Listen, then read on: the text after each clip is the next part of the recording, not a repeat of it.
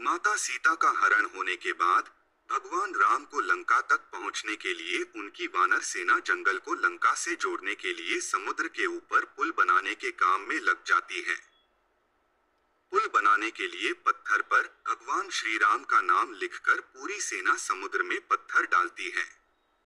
भगवान राम का नाम लिखे जाने की वजह से पत्थर समुद्र में डूबने के बजाय तैरने लगते हैं। यह सब देखकर सभी वानर काफी खुश होते हैं और तेजी से पुल बनाने के लिए पत्थर समुद्र में डालने लगते हैं। भगवान राम पुल बनाने के लिए अपनी सेना के उत्साह, समर्पण और जुनून को देखकर काफी खुश होते हैं।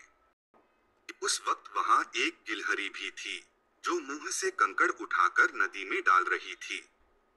उसे ऐसा बार बार करते हुए एक वानर देख रहा था। कुछ देर बाद वानर गिलहरी को देखकर मजाक बनाता है। वानर कहता है, हे गिलहरी, तुम इतनी छोटी सी हो, समुद्र से दूर रहो। कहीं ऐसा न हो कि तुम इन्हीं पत्थरों के नीचे दब जाओ। यह सुनकर दूसरे वानर भी गिलहरी का मजाक बनाने लगते हैं। गिलहरी यह सब सुनकर बहुत दुखी हो जाती है।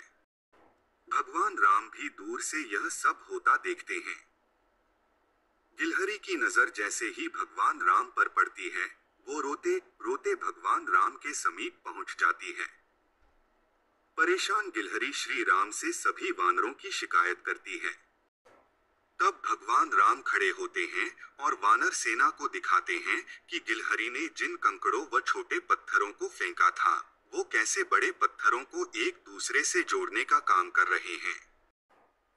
भगवान राम कहते हैं, अगर गिलहरी इन कंकड़ों को नहीं डालती तो तुम्हारे द्वारा फेंके गए सारे पत्थर इधर उधर बिखरे रहते।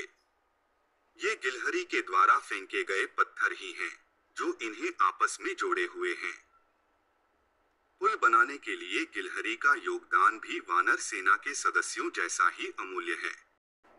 इतना सब कहकर भगवान राम बड़े ही प्यार से गिलहरी को अपने हाथों से उठाते हैं। फिर गिलहरी के कार्य की सराहना करते हुए श्री राम उसकी पीठ पर बड़े ही प्यार से हाथ फेरने लगते हैं। भगवान के हाथ फेरते ही गिलहरी के छोटे से शरीर पर उनकी उंगलियों के निशान बन जाते हैं। तब से ही माना जाता है कि गिलहरियों के शरीर पर मौजूद सफेद धारियां कुछ और नहीं बल्कि भगवान राम की उंगलियों के निशान के रूप में मौजूद उनका आशीर्वाद है। अगर आपको कहानी पसंद आई हो तो कृपया लाइक करें और चैनल को सब्सक्राइब करें।